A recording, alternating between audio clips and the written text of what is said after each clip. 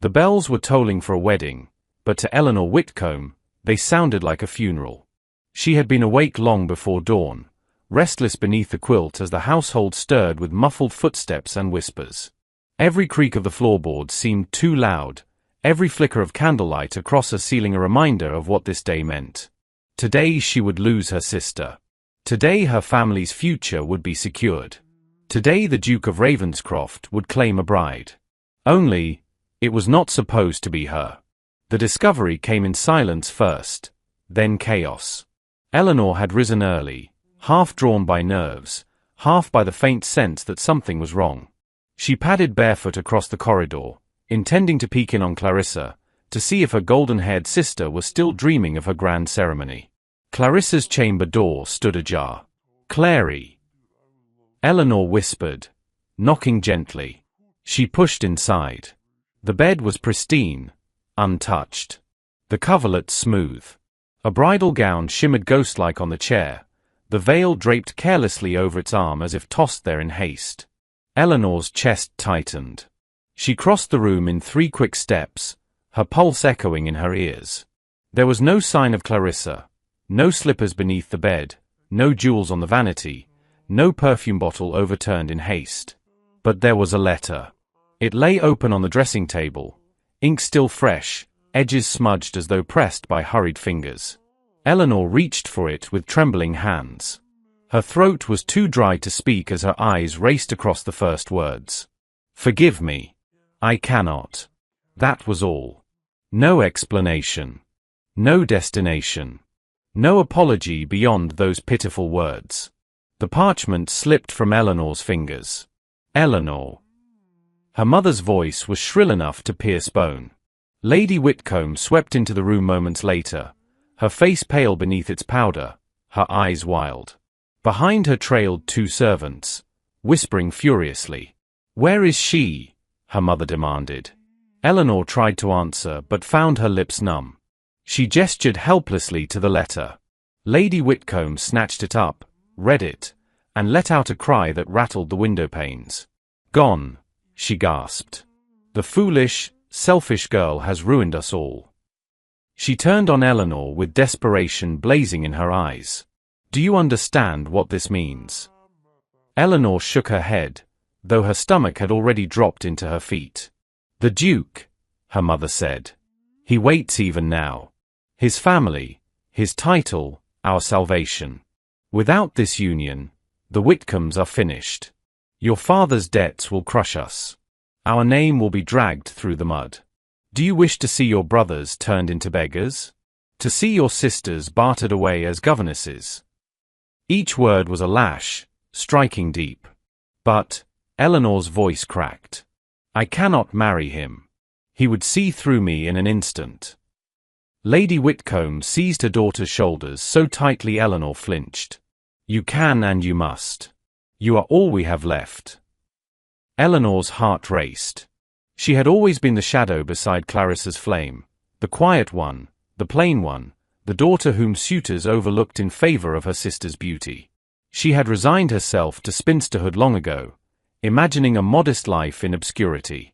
And yet now her mother was demanding the impossible. "I will be discovered," Eleanor whispered, "when he realizes. Then you will pray he does not." Her mother thrust the ivory gown toward her, the silk whispering like a curse. "Put it on. Every moment wasted brings our downfall closer." The gown's weight landed in Eleanor's arms like chains. The chamber blurred into a flurry of hands and voices. Maids rushed in, fastening pearl buttons down her back, tugging laces until her ribs ached. Powder dusted her cheeks, rouge stained her lips, and still her heart thundered loud enough to drown out every word. She caught her reflection once, pale and trembling beneath the veil. A stranger stared back at her. Not Clarissa, the dazzling bride society expected, but Eleanor, silent, uncertain, trapped. What would you have done, she wondered bitterly, if your family's honor rested on your shoulders, if one lie could save them all? Would you have the courage to say no? Or would you let duty swallow you whole? The ride to the church was a blur of cobblestones and shadows. Eleanor sat rigid in the carriage, hands clasped so tightly her knuckles whitened. Her father sat across from her, lips pressed in a thin line. Not once did he look at her. She wanted to scream, to beg him to call it off, to let her flee as Clarissa had. But the silence between them was heavier than iron. The church spires rose into view, clawing at the pale morning sky. Guests streamed inside, jewels flashing, feathers trembling atop elaborate hats. Carriage wheels ground to a halt, and Eleanor's breath caught as the door swung open. The music began. Step by step, she walked down the aisle, her father's grip like iron on her arm. Every gaze turned toward her, hundreds of eyes piercing through the veil. She felt their whispers like nettles on her skin. And there he was. Alexander Hawthorne, Duke of Ravenscroft. He stood at the altar, tall and broad-shouldered, clad in black trimmed with silver. His face was carved in severity, lips unsmiling, eyes as dark as storm clouds. This was not a man easily deceived. This was not a man easily softened. Eleanor's knees weakened, but she forced herself forward. Her father delivered her hand into the Duke's, and she nearly flinched at the heat of his grip. The vows blurred. Words were spoken, repeated, recited as if from far away. Rings slid onto trembling fingers. She hardly remembered speaking at all. And then, the veil was lifted. Alexander's gaze locked on hers.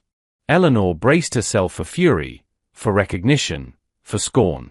Instead, she found only silence, a silence sharper than any accusation. This woman was not the one he remembered. He had danced with Clarissa Whitcomb once, seen her practice smile, her polished charm. This bride's eyes, wide and uncertain, held something raw, something unrefined, something honest. "You are not what I expected," he murmured, his lips brushing her hand. The words sliced through Eleanor like a blade. Did he know? Could he see past the silks and pearls to the trembling shadow beneath? Her breath caught, but she forced her lashes down, hiding the truth behind a mask of submission. The bells tolled again, announcing their union to the world. Guests applauded politely. Flowers rained from the balconies. But inside Eleanor's chest, there was no joy. Only the suffocating weight of the lie she carried. When the carriage bore them away, husband and wife, Eleanor pressed her gloved hands together and stared at the floor.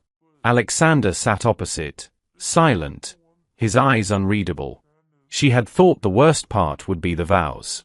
She was wrong. The worst part was this silence, thick with suspicion, heavier with every heartbeat. Outside, bells faded into distance. Inside, Eleanor's secret pressed tighter and tighter against her ribs.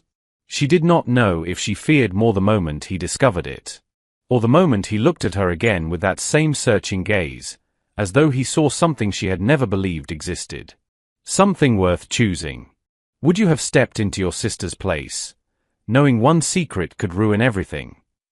The carriage rattled across the cobbled road like a drumbeat of doom. Eleanor sat pressed against the corner, her hands clasped so tightly in her lap that her knuckles blanched beneath her gloves. She tried to breathe slowly, evenly, the way she had been taught in moments of high anxiety. But nothing steadied her when she felt the Duke's gaze. He had barely spoken since they'd left the church. His silence filled the space heavier than thunder, louder than the creak of wheels. He sat opposite her, posture perfectly straight, gloved hand resting casually on his knee, but his eyes. Those eyes were knives, sharp and unyielding, fixed on her as though she were a puzzle he intended to dismantle piece by piece. She turned her head toward the window, focusing on the blur of countryside. Fields rolled past, dotted with cottages, their chimneys releasing lazy ribbons of smoke. How simple those lives must be, untouched by scandal, unburdened by veils and lies. Her chest tightened. What would Alexander do when he realized the truth? Would he annul the marriage? Would he destroy her family for deceiving him? The image of her mother's pale, desperate face surged into Eleanor's mind. No, she could not allow that. She would play the part. She had to. The manor appeared at dusk, rising out of the moors like a dark sentinel. Ravenscroft. Eleanor had heard whispers about the Duke's ancestral seat, a fortress of stone, older than memory, perched on cliffs that overlooked the restless sea. It was said no one could tame Ravenscroft, just as no one could tame the man who ruled it. The gates groaned open, and Eleanor caught her first glimpse of its towers, their grey silhouettes crowned by crows. Torches flickered along the walls, casting orange light against the gathering mist. The windows glowed faintly, but the house seemed more like a watchful beast than a home. Her heart thudded painfully. She was no duchess. She did not belong here. The grand doors opened as they ascended the stone steps. Servants lined the hall, bowing as the Duke entered, then shifting their gazes curiously toward the veiled woman on his arm. Eleanor forced her chin up, though her body trembled. She felt the weight of their stares, their silent questions. She had always known invisibility in her father's estate, ignored, overlooked. Here, however, her invisibility would not protect her. She was exposed. Every gesture, every word, every slip could betray her. "Your Grace." The butler bowed low. "Welcome home. And welcome, Duchess." The word struck Eleanor like a blow. Duchess. She wanted to laugh, or weep, or run. Instead, she inclined her head faintly, hiding her fear beneath layers of practiced composure. Their arrival was followed by a formal supper. A long oak table stretched across the cavernous dining hall, polished to a sheen, lit by chandeliers dripping with crystals. Eleanor sat at Alexander's right, her back stiff, her hands resting carefully on her lap. She had barely eaten all day, yet the sight of roasted pheasant and buttered potatoes turned her stomach. The Duke, too, ate little. He asked after the journey, his voice polite but clipped, his words chosen with precision. She responded softly, careful not to speak too freely. But silence did not mask suspicion. His eyes lingered on her every movement. When she reached for her wine, her hand shook slightly, and his gaze flicked downward, catching the tremor. "I recall Lady Clarissa as a confident conversationalist," he remarked suddenly, his tone smooth, deliberate. Eleanor's heart skipped. Her spoon clattered faintly against her plate. I prefer to listen more than speak, Your Grace," she said, her voice steady only because she forced it to be. He leaned back in his chair, studying her. "So it would seem." Her pulse raced. She dared not meet his eyes again. Later, when the guests and attendants had dispersed, Eleanor was shown to her chambers. "These rooms are yours, my lady," said Anna, the young maid assigned to her. Anna was slight, with kind eyes and a manner that hinted at loyalty beyond duty. She curtsied deeply, then helped Eleanor out of the heavy gown and into a night robe. Eleanor collapsed into the chair by the hearth, her limbs trembling from exhaustion. Anna hesitated, then spoke gently. "If I may, Duchess, you need not fear. Ravenscroft may be stern, but the household will serve you faithfully." Eleanor blinked at her, startled by the kindness. A lump rose in her throat. "Thank you, Anna." The maid smiled faintly, as though she saw the truth Eleanor wished so desperately to hide, that she was terrified, out of place, and utterly alone. The days that followed were a study in unease. Ravenscroft Manor was a world unto itself. Its halls were lined with portraits of stern ancestors, their eyes watching Eleanor with disapproval. The gardens, though vast, were overgrown, their wildness reflecting the Duke's neglect, or perhaps his refusal to care for anything that could betray him. And always, Alexander watched. He was courteous, but there was steel beneath his politeness. At breakfast, his gaze lingered when she stumbled over a fork. At dinner, his brow furrowed when her laughter came too softly, too untrained. He said little, yet every silence pressed like a hand against her throat. It was as though he were cataloguing her differences, tallying them against the woman he had expected. One evening, as Eleanor sat by the window of her chamber, embroidering to steady her nerves, she heard footsteps. Heavy, deliberate. The door opened without a knock. Alexander entered. Her heart jolted. She rose to curtsy, but his raised hand stopped her. "There is no need for ceremony," he said quietly. His eyes flicked to her work. "You embroider." Eleanor nodded, unsure of his intent. "I recall Lady Clarissa once declaring such tasks beneath her." The words hung between them like a blade. Eleanor swallowed hard, her throat dry. "I find it soothing," she murmured. He stepped closer, his presence filling the room, shadows stretching across the walls.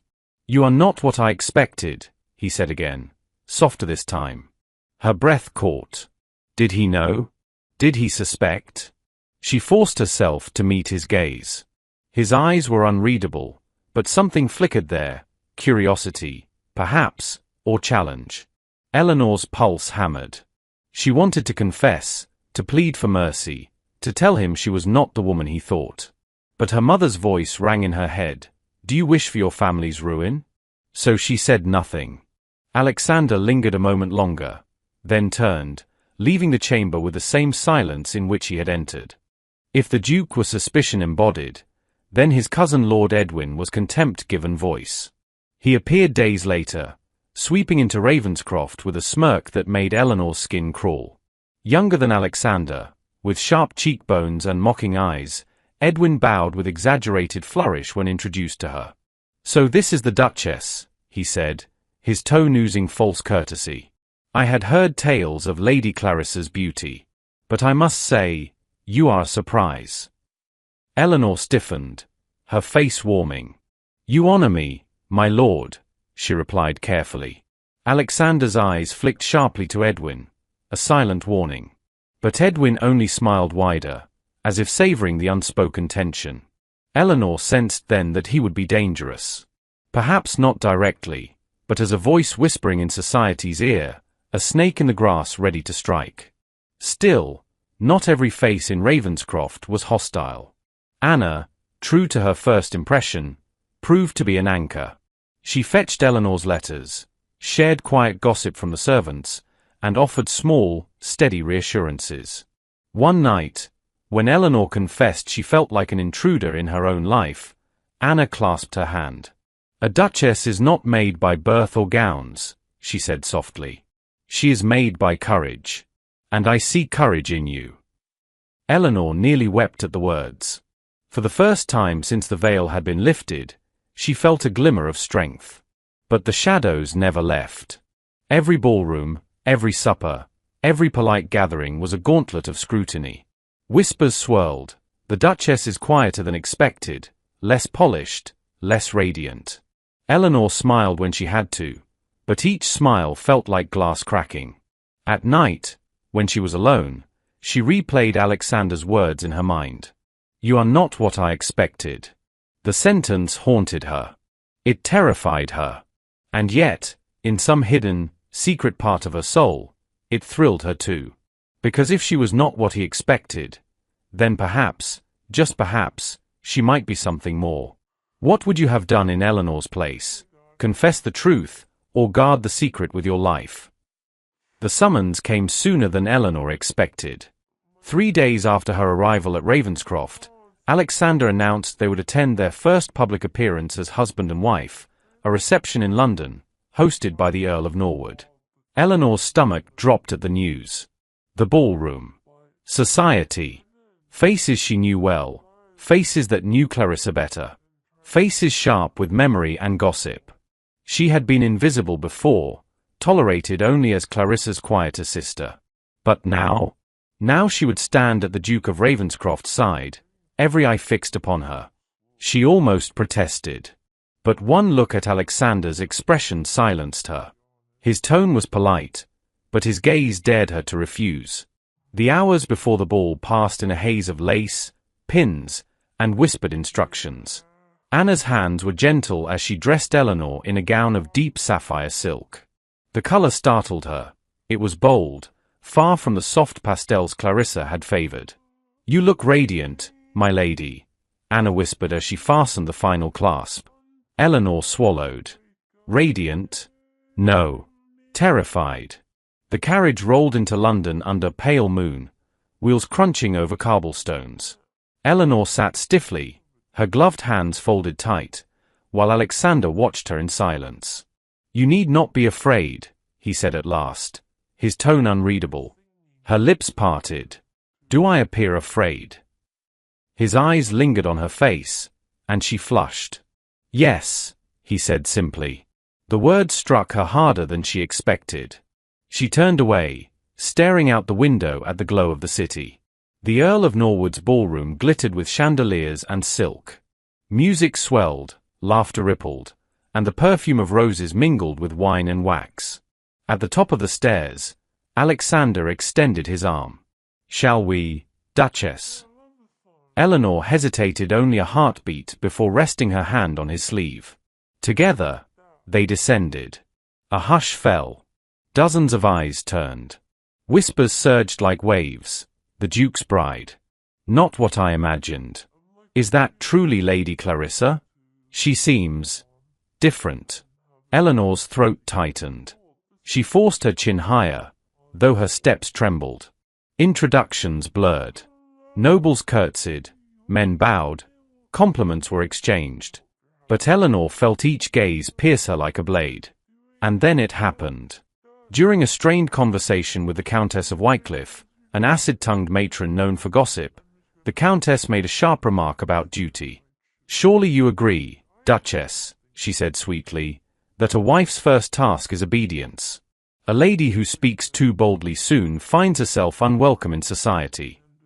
Eleanor froze. Clarissa would have laughed, fluttered her fan, agreed. But Eleanor's mouth betrayed her. "I should think," she said, voice clear, "that obedience without thought makes a wife a servant, not a partner. And I believe the Duke of Ravenscroft would prefer a partner." Gasps. The Countess's eyes widened. A hush swept through the circle. Alexander turned his head sharply, his gaze on Eleanor. For one horrible moment, Eleanor thought she had destroyed everything. But then, Alexander's lips twitched, just barely, as though fighting a smile. The conversation shifted. The crowd leaned closer, curiosity piqued. And for the first time that evening, Eleanor felt something other than fear. She felt power. Later, as the orchestra swelled, Alexander led her onto the dance floor. His hand rested at her back, his touch firm. "You surprise them," he murmured. Her breath caught. "Forgive me. I should not have spoken so boldly." "On the contrary," he said, eyes fixed on hers. "You spoke as though you believed it." Their bodies moved in rhythm, steps gliding, skirts swirling. Heat spread where his hand lingered against her spine. "Do you," he asked softly, "believe it? That I would prefer a partner?" Eleanor's heart raced. She swallowed. I do not know what you prefer, Your Grace." His gaze burned into hers. "Then perhaps you should learn." The dance ended, but the fire lingered. Eleanor's cheeks flushed as she slipped away to the refreshment table, her pulse fluttering. What was happening? She had come expecting suspicion, scorn. Instead, she had found something else. But her relief was short-lived. Across the ballroom, a group of ladies whispered behind their fans, their eyes darting toward her. And among them was Lady Margaret, one of Clarissa's closest acquaintances. "Strange," Margaret said loudly enough to carry. "I could have sworn Lady Clarissa despised embroidery. And yet I hear the Duchess spends hours with her needle." Laughter. Eleanor's stomach twisted. She excused herself, slipping into the hall for air. The corridor was quiet, but not empty. Alexander followed. "You handled them well," he said. His tone was calm, but his eyes were sharp. "Though Lady Margaret seems confused." Eleanor's hands tightened in her skirts. "Confused?" She implied you are not the woman she remembers. Her pulse raced. People's memories can be fickle." Alexander stepped closer. His shadow fell over her, his presence overwhelming. "Memories can be fickle," he said softly. "But I am not. And I recall Lady Clarissa very clearly. You are not her." The words struck like lightning. Eleanor's breath caught.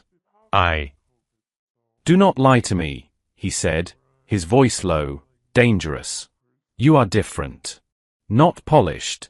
Not practiced. You challenge me instead of placating me. You look at me as though I am a man, not merely a title." His gaze burned. "Who are you?" Her heart pounded, her throat dry. She wanted to confess, to beg, to explain. But fear sealed her lips. So she said nothing. The silence stretched between them, taut as a bowstring. Finally, Alexander leaned close, his breath brushing her ear.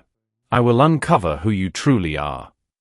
Eleanor's knees weakened as he turned and strode back into the ballroom, leaving her trembling in the shadows. She pressed her hands to her chest, fighting to breathe. Her secret was unraveling. And yet, beneath the terror, another truth took root, wild and reckless. She wanted him to know her. The days after the Norwood ball unfolded in ways Eleanor had not expected. She had braced herself for anger, for Alexander to confront her before the household, for whispers of annulment or disgrace. Instead, he said little. Too little. He was polite, courteous even, but beneath every word she felt the sharp edge of unspoken questions. He did not accuse her openly. He did not shame her.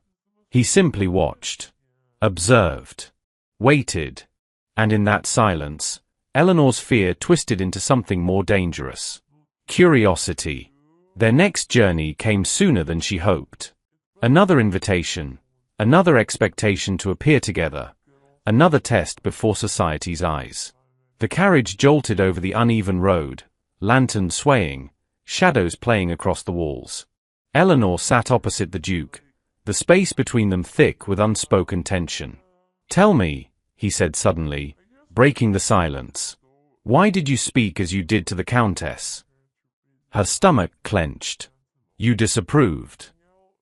"On the contrary," he replied, his voice smooth. "I was intrigued." Eleanor's breath caught. His eyes lingered, steady and unyielding. She forced herself to look away, staring at the blur of moonlit trees. "I spoke what I believed," she whispered. "Should I have pretended otherwise?" He leaned forward slightly, shadows carving his cheekbones into sharper lines. "Most women do." Her heart pounded. She should have been careful, cautious, deferential. Instead, the words slipped free. "Then perhaps you married the wrong woman." The carriage jolted to a halt, but the silence that followed was sharper still. Alexander's gaze pinned her like a hawk's. "I am beginning to suspect," he murmured, "that I married a woman I do not know at all." Back at Ravenscroft, their lives became entangled in ways Eleanor could not escape. Meals shared across a long table, the scrape of silver on porcelain echoing louder than conversation. Walks through overgrown gardens where silence pressed between them until one of them broke it with sharp words or sharper truths. Eleanor tried to keep her distance. But the house conspired against her. One afternoon, a storm forced her to remain in the library. She sat curled in the corner, a book open in her lap, when Alexander entered. He did not notice her at first. He strode to the shelves, pulled down a volume, and turned a page with a distracted frown. The storm roared outside, thunder shaking the windows. When his gaze finally caught hers, something flickered in his eyes. Surprise. Amusement. A spark she dared not name. "You read?" he asked. The corner of her mouth lifted despite her fear. "Do you find that shocking?" "I find it unusual." His tone softened, a rare warmth breaking through. "Most women I've known care more for gowns than words." "Then you've known the wrong women," she replied before she could stop herself. Silence stretched.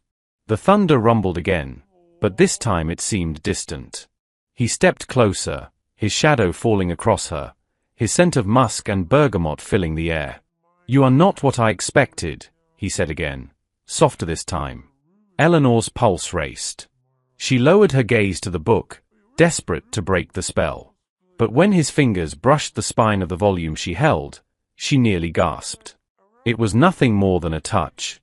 A fleeting brush of leather against leather, glove against fabric. Yet it burned.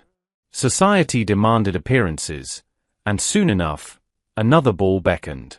Eleanor dreaded it, yet the thought of standing beside Alexander again sent a thrill through her veins. The ballroom glittered. Couples swirled. Music swelled. Alexander extended his hand. "Dance with me." Her breath caught. She placed her hand in his, and they moved together into the crowd. This was not the stiff, polite waltz of duty. His hand lingered firmly at her back, guiding her. His gaze held hers, unrelenting, as though the rest of the room ceased to exist. "Tell me," he murmured, his voice barely audible above the violins. "What is it you fear most?" Her throat tightened. The truth clawed at her, desperate to be spoken. "That you will discover who I am. That you will cast me aside.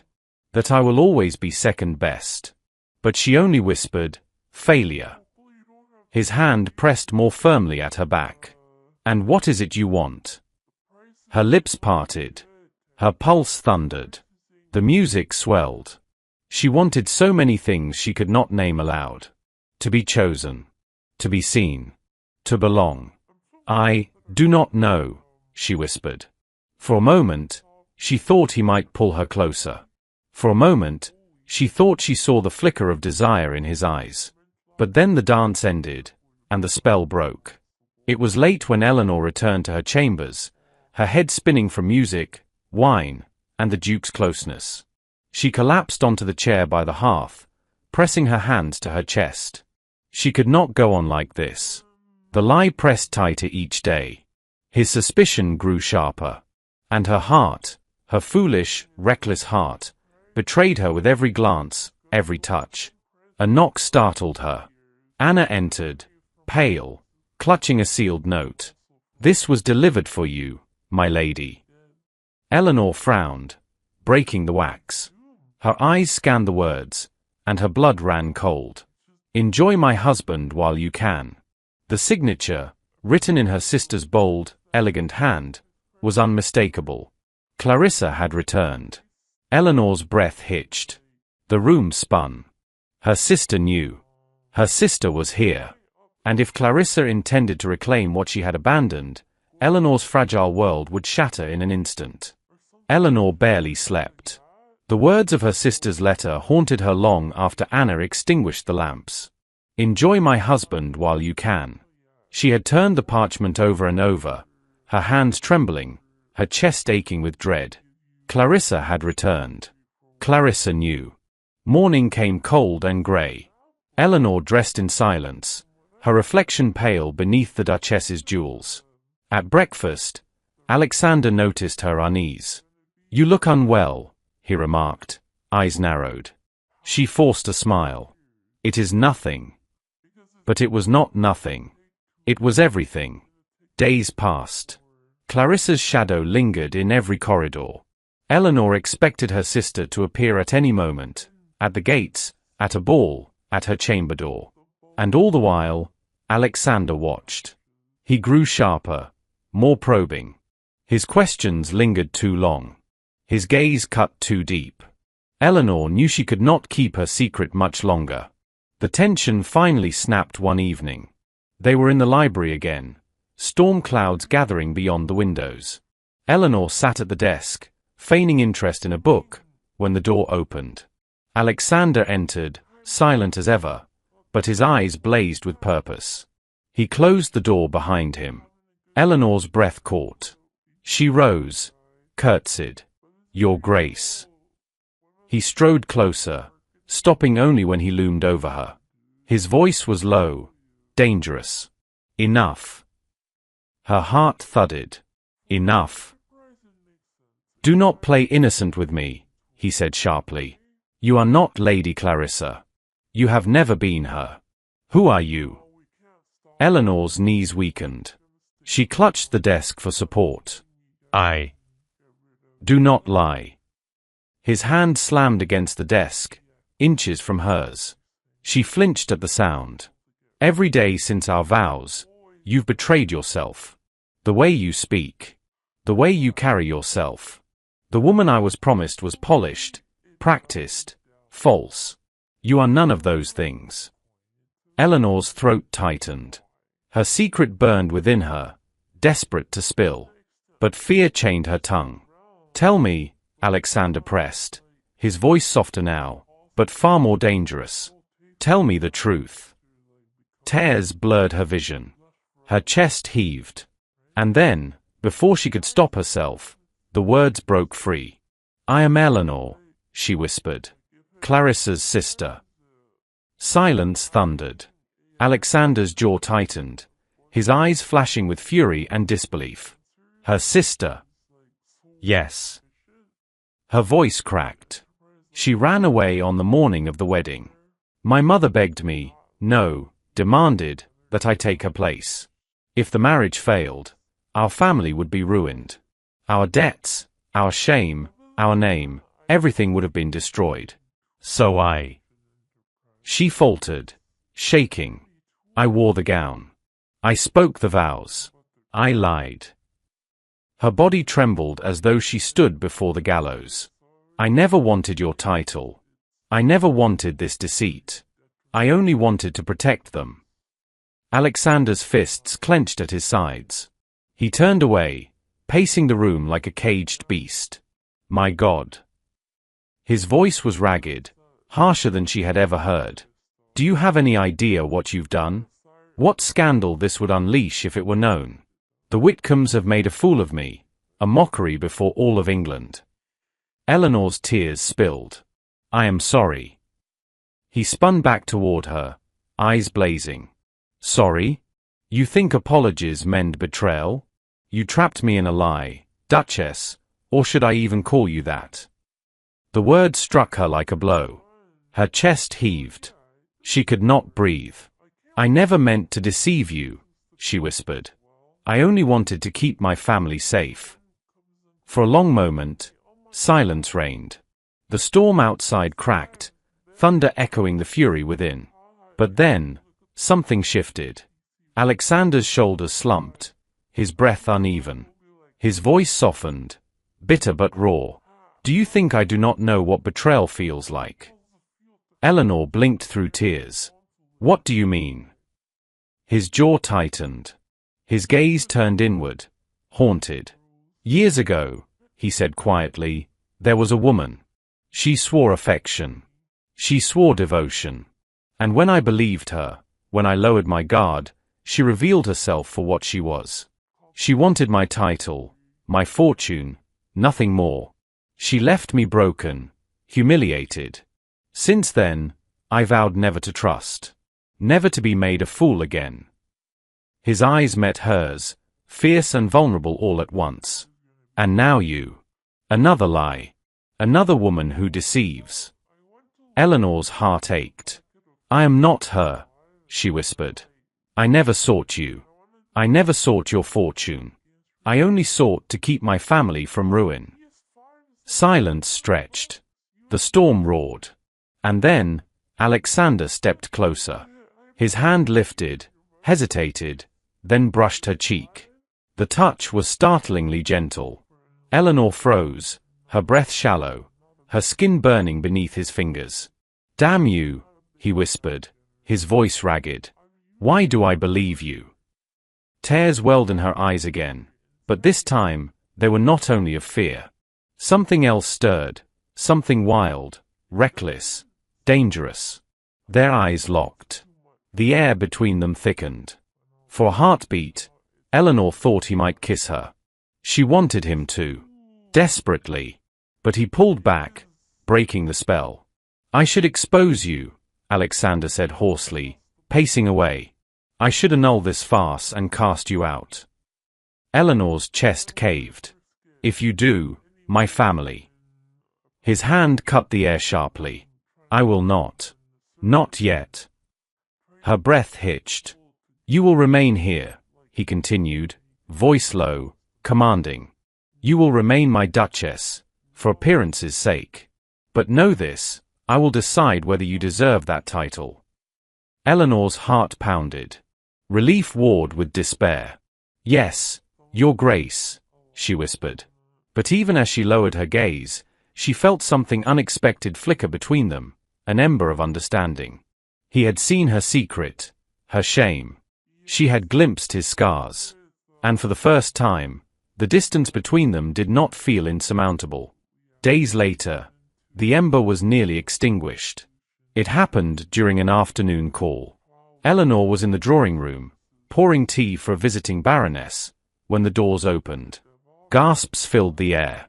Clarissa entered. She was radiant as ever, her golden hair gleaming, her smile practiced and cruel. She wore traveling silks as though she had never fled, as though she had never abandoned her vows. "Dearest sister," Clarissa purred, her eyes locking on Eleanor. "Did you think you could keep my place forever?" The teacup slipped from Eleanor's fingers, shattering on the carpet. And across the room, Alexander rose to his full height, his face darkening like the storm that had yet to break. The drawing room had never felt so small, so suffocating. Clarissa's presence filled every corner, every breath of air. She stood as if she had never vanished, as if the vows and the gown had always been hers. Her smile gleamed like polished steel as whispers rippled through the assembled guests. Eleanor could not breathe. She clutched the edge of the table, porcelain shards still glinting from the teacup she had dropped. "My Lord Duke," Clarissa said sweetly, curtsying low. "Forgive my absence. Circumstances tore me away, but now I have returned to claim my rightful place." The audacity stole the room's air. Guests shifted uncomfortably, eyes darting between the sisters, sensing scandal thick in the air. Alexander's face was carved from stone. His gaze burned into Clarissa, but when it flicked briefly to Eleanor, her stomach sank. For in his eyes she saw not reassurance, not protection, but doubt. Eleanor's shame roared. Heat prickled her skin, her heart thundering. She wanted to scream, to tell them all the truth, to hurl her sister's betrayal into the light. But the words lodged in her throat. One confession, and society would shred her to ribbons. From that moment, everything changed. The days that followed spiraled into torment. Clarissa insinuated herself into Ravenscroft's halls, smiling at the servants, charming visiting nobles, weaving her poison with every word. Lord Edwin attached himself quickly to her side, his sharp tongue dripping with mockery. Together, they made a formidable pair, beauty and venom, whisper and blade. Rumors began to spread like wildfire. Eleanor heard them first in hushed voices that trailed behind her as she walked the halls of London's gatherings. "The Duchess is not the Duchess at all. She is a fraud. A pale substitute. An impostor hiding beneath stolen pearls." Her steps grew heavier with each whisper. Every ballroom turned hostile, every supper a gauntlet of scrutiny. She tried to hold her head high, to smile when custom demanded, but inside she was breaking. Alexander did not help. He had not exposed her, yet, but neither did he stand at her side as he once had. His silence grew colder, his distance wider. He no longer met her eyes in crowded rooms. No longer lingered by her side in the carriage. At night, when the manor was still, she heard his footsteps pacing elsewhere, never toward her chamber. The absence carved deeper wounds than anger could have. She had survived fury, but indifference? That was unbearable. One evening, Eleanor found herself alone in the great hall, shadows stretching long across the stone floor. She stared up at the portraits of past duchesses, their faces proud, their gowns gleaming, their painted eyes full of certainty. She had never felt so unworthy. "I was never meant to wear this crown," she whispered to herself. Her voice cracked. "I was never meant to be chosen." Anna found her there, tears staining her cheeks. The maid knelt beside her, gripping her hand tightly. "You are stronger than you know, my lady," Anna said fiercely. "They see only what they wish. But I have seen the truth. You are more Duchess than Clarissa could ever dream." Eleanor shook her head. "It does not matter what I am. It matters what the world believes. And they believe her." Anna's eyes shone with sympathy. "Then you must show them. Not with gowns or titles, but with your heart. But Eleanor had little heart left to show. The breaking point came at a gala, hosted by a marquis whose halls glittered with candlelight and gossip. Eleanor had dressed with care, sapphire silk and pearls, her spine straight though her stomach churned. She entered on Alexander's arm, but he might as well have been carved from stone. He spoke little, his hand resting on hers only for propriety's sake. Across the room, Clarissa shone like the sun. She laughed, she danced, she charmed. Edwin hovered near, fanning her flames. And then, before the entire company, Clarissa let her voice carry. "It is strange, is it not?" she said, smiling sweetly at a cluster of ladies. "How my dear sister so suddenly found herself Duchess. Almost as if fate had confused us. Almost as if the wrong woman wore the veil." Laughter rippled, sharp as knives. Faces turned. Eyes fixed on Eleanor, measuring, doubting. Eleanor's cheeks burned. Her breath faltered. She forced a brittle smile, but her hands shook. Across the room, Alexander's jaw tightened, but he said nothing. Nothing. The silence damned her more than words ever could. That night, Eleanor sat alone in her chamber, the note from Clarissa still hidden in her drawer, its threat pulsing like a wound. She pulled out paper and ink, her hands trembling. "Forgive me for never being enough," she wrote. The tears came fast, blurring the words. She pressed her face into her hands, her shoulders shaking with the weight of despair. She loved him. She could no longer deny it. Somewhere between the veil and the vow, the suspicion and the touch, her heart had betrayed her. She loved Alexander. And he would never truly love her.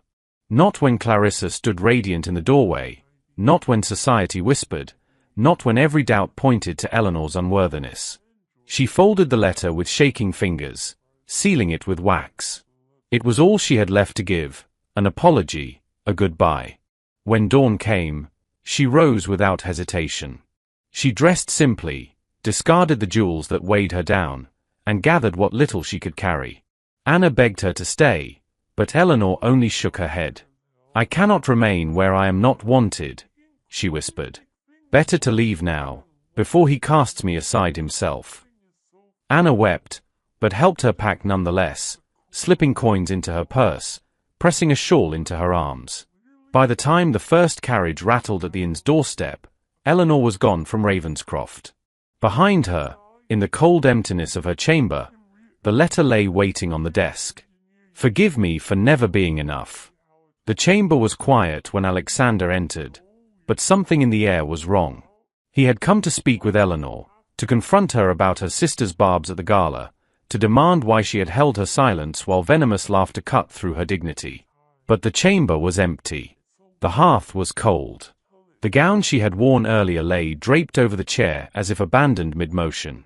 His gaze swept the room, sharp and searching. And then he saw it, on the desk, a sealed letter.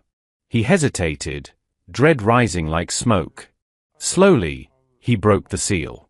The words within were short, desperate, written in a trembling hand. "Forgive me for never being enough." Alexander's heart clenched. For a long moment he could not move. The words blurred before his eyes, but not from poor ink or bad light. From something he had not allowed himself to feel in years. Panic. He spun from the desk, striding through the corridors like a storm. Servants shrank from his path as he barked questions. Where had she gone? Who had seen her? At last Anna stepped forward, her face pale, eyes red from tears. "She left, Your Grace," the maid whispered. "Before dawn. She said she could not stay where she was not wanted." The floor seemed to tilt beneath him. Not wanted. The word struck with cruel accuracy. Had he done that to her? In his silence, in his suspicion, had he left her to believe she was unloved, unwanted, unworthy? His hand tightened around the letter until the parchment crumpled. "Where did she go?" he demanded. Anna swallowed. She took a carriage toward the coaching inn at Barrow's Cross. Alexander did not wait another breath. The stables roared with motion as he mounted his horse. Rain slicked the cobblestones, wind lashing his cloak as he spurred the stallion into the night. Trees blurred past, mud splattering, hooves pounding like his own racing heart. Memories chased him with every stride, Eleanor's defiant wit, her quiet strength, her eyes wide with fear but still meeting his without flinching. She was not polished, not practiced. She was real. And she was gone. He would not lose her.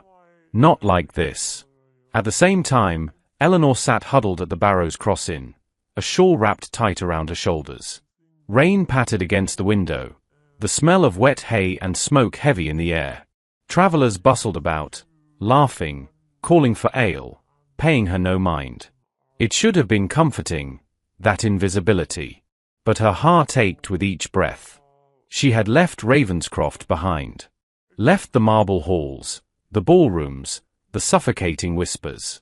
Left Alexander. Her hands tightened on the mug of tea before her. Why did the thought of him wound her more than all of Clarissa's cruelty? Why did his silence cut deeper than her sister's mockery? Because she loved him. The truth pulsed through her like a confession. She loved him, and she had left him without ever saying the words. Tears blurred her vision. She pressed a hand to her chest, as though she could still feel the weight of his hand at her back during their dance, the warmth of his fingers brushing hers in the library. Would he even miss her? Or would he be relieved, free at last from the burden of her lie? The door burst open, flung wide by the storm. Eleanor's head jerked up. And there he was. Alexander filled the doorway, rain dripping from his cloak, his dark hair plastered to his forehead.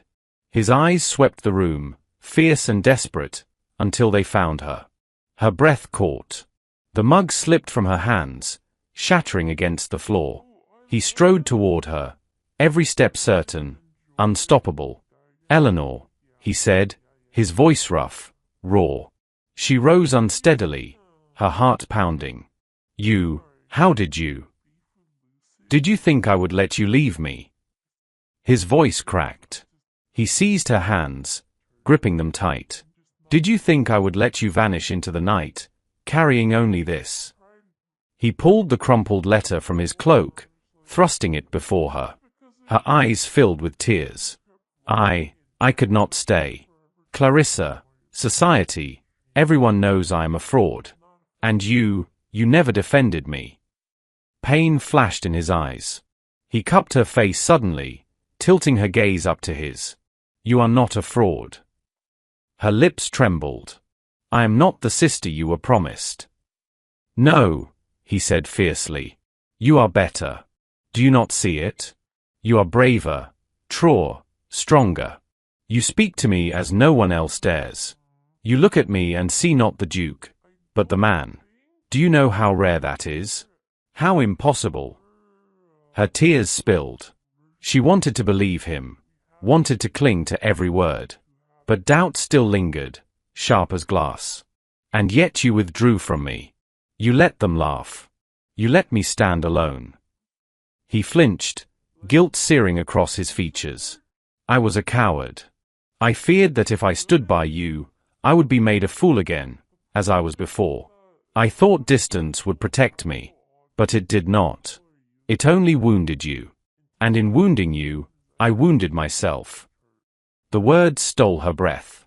His thumb brushed her tear-stained cheek. His voice dropped to a whisper. I cannot let you go, Eleanor. Not now. Not ever. Her chest ached with the force of her heartbeat. She searched his eyes, seeing not only the Duke of Ravenscroft, but the man scarred by betrayal, the man reaching for her despite his fear. And before she could think, before reason could intervene, she whispered, then don't. He bent his head, and his lips found hers. The kiss was fierce, desperate, years of loneliness and weeks of silence shattering in one blazing touch. She clung to him, her hands tangled in his wet cloak, her tears mixing with rain. The inn fell away, the whispers, the doubts, the lies. There was only him. Only them. When at last they broke apart, breathless, he pressed his forehead to hers. We will face them together, he murmured. Clarissa, Edwin, society, the world, let them try to tear us apart. I will not yield you, Eleanor. Not for crown, not for title, not for anything. Her tears turned to laughter, broken and joyous. She buried her face against his chest, clutching him as though afraid he might vanish. And for the first time since she had donned the veil, she felt something she had never dared hope for. Chosen. Truly, irrevocably chosen. Back at Ravenscroft, Clarissa waited. She paced the drawing room like a predator, her smile sharpened, Edwin at her side. She will not last, Clarissa murmured. Alexander will see reason. He will cast her out and return to me. Edwin smirked. And if he does not? Clarissa's eyes gleamed. Then we will force his hand. But neither noticed the sound of hooves on the gravel outside, or the fire blazing in Alexander's eyes as he rode back with Eleanor at his side. The night of the Ravenscroft winter ball arrived, and with it, the storm Eleanor had dreaded since the morning of her false vows. The manor glittered with lanterns and candlelight, musicians tuning their violins as the first guest swept in, jewels flashing, whispers already filling the corridors. Eleanor stood at the top of the stairs, her hand trembling on the railing, her sapphire gown shimmering in the light. Alexander approached her side, every inch the Duke, commanding, unreadable. You do not have to be afraid, he said softly, though his gaze remained fixed on the sea of faces below. I am already afraid, she whispered. But I will not run again. His head turned, just slightly, enough for his dark eyes to meet hers. Good. Together, they descended. The room stilled, 100 eyes watching. Society had been waiting for this, hungry for scandal, thirsty for the fall of the so-called Duchess. Clarissa stepped forward like a queen reclaiming her throne. Draped in emerald silk, her beauty was blinding, her smile sharp as glass. Lord Edwin lingered at her side, his smirk promising venom. Dearest guests, Clarissa called out, her voice carrying with the ease of practiced charm. Forgive the intrusion, but I feel compelled to speak a truth that has long been hidden. The Duchess of Ravenscroft is no duchess at all. Gasps tore through the crowd. Fans snapped shut, gentlemen muttered, all eyes swiveling to Eleanor. She felt her body lock, her lungs clench, her vision blur. Clarissa's voice dripped with triumph. It was I who was betrothed to his grace. It was I who should stand at his side tonight. But my sister, plain, unworthy Eleanor, dared to steal my place beneath the veil. She is a fraud, an impostor. And you, my Lord Duke, have been deceived. The silence that followed was crushing, heavy with judgment. Eleanor's chest burned. Her fingers itched to flee, to hide, to vanish. Then Alexander's hand closed over hers. He stepped forward, his voice a blade cutting through the air. Enough. The room hushed instantly. Alexander's gaze swept the crowd, then landed squarely on Clarissa. Yes. It is true that the woman I married is not the one who was promised me. She is not the polished jewel society adored. She is not the shallow diamond my family sought. Murmurs rose, a wave of shock. Clarissa's smile grew triumphant. But Alexander's voice thundered again, fierce and unyielding. She is more. The murmurs faltered. He turned, lifting Eleanor's trembling hand for all to see. Eleanor Whitcomb is the woman I choose. She is the woman who speaks truth when others flatter, who stands with courage when others falter, who dares to look a duke in the eye and see not the title, but the man. She is not a fraud. She is my Duchess, and I will hear no slander against her.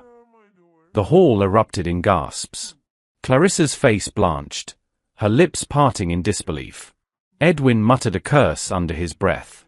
Alexander's eyes hardened. You, Lady Clarissa, fled your vows and sought to reclaim what you abandoned. You speak of fraud while standing guilty of cowardice. And you, Edwin, who have long leached from my household, now show your true colors as a schemer and a traitor. You will not find welcome here again. Servants moved, guards stepping closer at Alexander's subtle nod. Edwin paled. Clarissa's voice rose in shrill protest. But the murmurs of society had turned against her now, ripples of disapproval spreading like wildfire. Eleanor stood frozen, her heart pounding in her chest. She had expected ruin, disgrace, humiliation. Instead, Alexander had laid himself bare for her, declared her his choice before the world. He turned back to her, his voice dropping to something only she could hear. "Do you see now? It was never about duty. It was always you." Tears blurred her vision. She nodded, unable to speak, her throat too tight with emotion. The music swelled again, hesitant at first, then strong. Guests, eager to bury scandal beneath spectacle, returned to their dancing. Yet the air was changed. Eyes still watched, but now they carried awe, not contempt. Alexander led Eleanor onto the floor. As he drew her close, his hand steady at her back, she felt the world fall away. The whispers no longer mattered.